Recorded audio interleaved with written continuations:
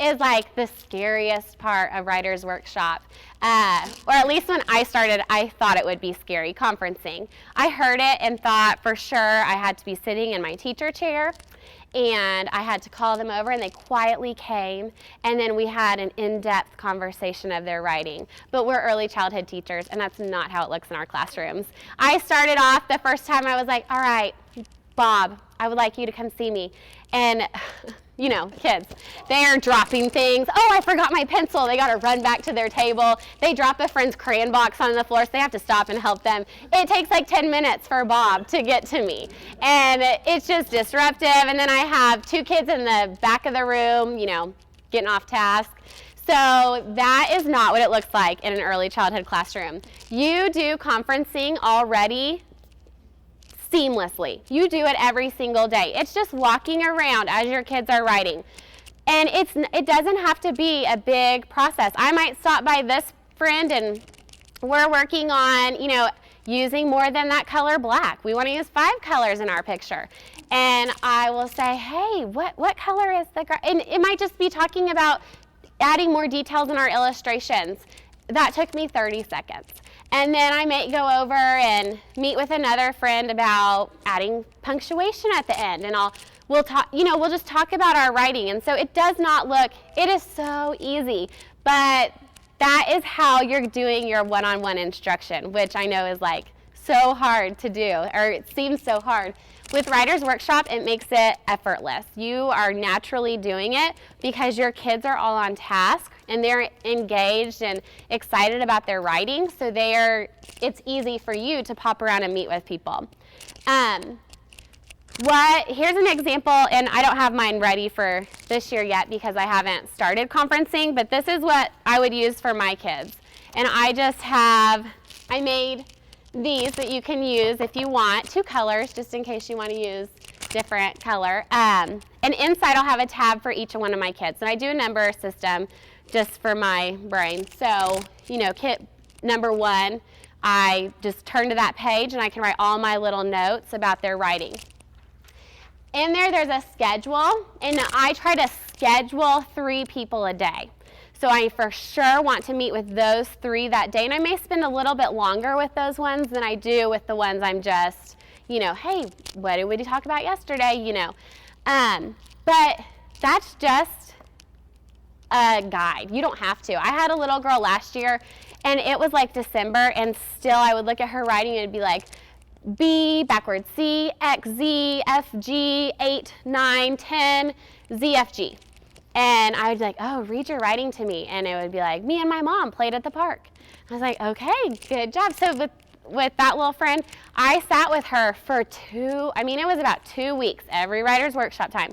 I would sit and we would draw the line. She would tell me what she wanted to write. We'd draw the lines for the words. We'd touch it and read it together. She'd touch it and read it to me. And then we would start writing a word. And it might be, we went to the park. We was W. Went was W. But she was starting to segment her words so that there was spacing. Then the next day we do the same thing. And the next day we did the same thing. And I had to model that. My calendar went out the window because I really needed to focus on giving her some intervention. Then I was like, all right, she's got it. And she started in her writing, drawing her lines and writing her words. But I'm sure her 2nd grade teacher is going to be like, what in the world? But I had to throw my schedule out the window to meet this kid's needs. And you're going to do that with your kids too. You have some that you may need to meet with every day. And your high learners, you just may want to touch in and give them a little boost. So we also made this writing conference tip thing. And we thought you could cut that out and put it on a binder ring to carry around with you in case you are nervous although you know how to do it, but in case you are nervous. And it gives some options for tracking conversations with students, different conversation starters, investigate, don't interrogate. So you want to just kind of be there to support their writing, not to if you have a kid that needs everything to improve, you just pick one small thing, just remembering that and making them feel good about their writing. You use 3 colors, woo! Yeah. That's a great way to show them compliments.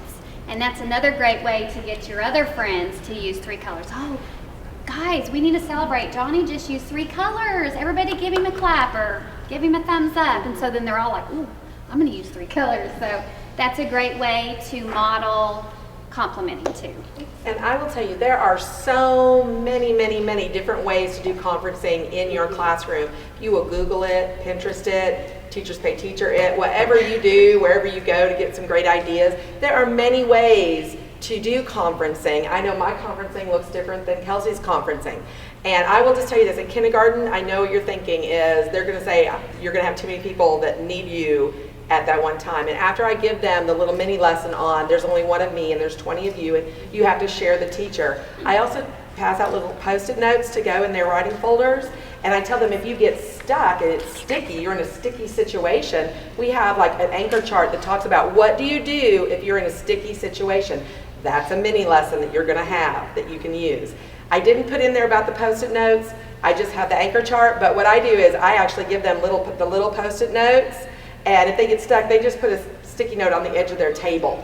And then they go to their anchor chart and they might add details. They can do all these other things on their anchor chart while they're waiting. And then as I'm done conferencing with that table, I'll walk around and look for sticky notes, and that's where I go if they need help. So that's just something that works in my classroom. But like I said, there are so many different ways to look at conferencing and to schedule different conferencing, whether you do it by table group or whether you do it by schedule. There's so many options out there for you, so make it work for you. And for pre-K, my conferencing for a long time is just going to be complimenting. Lots of complimenting. Yeah.